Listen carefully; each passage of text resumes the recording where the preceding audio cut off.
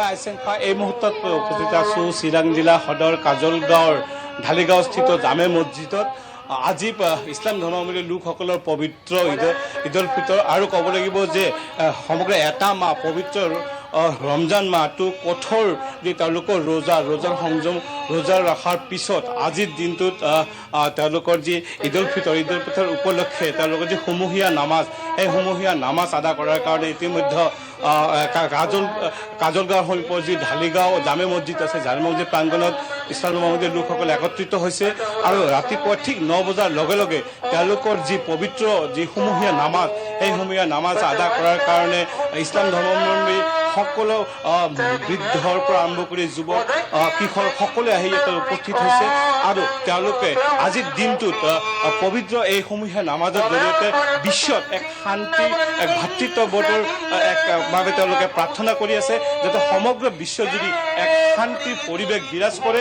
সমাজত এক ভাতৃত্ববোধ বিৰাজ কৰে তাৰ বাবে আজি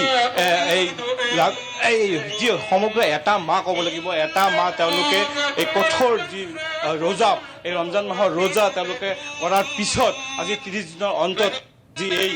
তেওঁলোকৰ পবিত্ৰ ঈদ আৰু পবিত্ৰ ঈদৰ কাৰণে তেওঁলোকে সমবেত হৈ তেওঁলোকে সমূহীয়াভাৱে আজি তেওঁলোকৰ পবিত্ৰ এই ঈদ উল ফিতৰৰ সমূহীয়া নামাজ আদা কৰিছে আৰু এই পবিত্ৰ ঈদক কেন্দ্ৰ কৰি দেখিবলৈ পোৱা গৈছে যে যিবোৰ মুছলিম অধ্যুষিত অঞ্চল আছে এই অঞ্চলসমূহত এক উৎসৱমুখৰ পৰিৱেশ বিৰাজ কৰিছে আৰু সিজনে সিজনক ঈদৰ যি তেওঁলোকৰ যি শুভেচ্ছা বাণী তেওঁলোকে প্ৰেৰণ কৰিছে আৰু এই ঈদৰ জৰিয়তে সমাজত যাতে আমি এক সুন্দৰ এক শান্তিৰ পৰিৱেশ বৰ্তাই ৰাখিব পাৰোঁ তেনেকুৱা এটা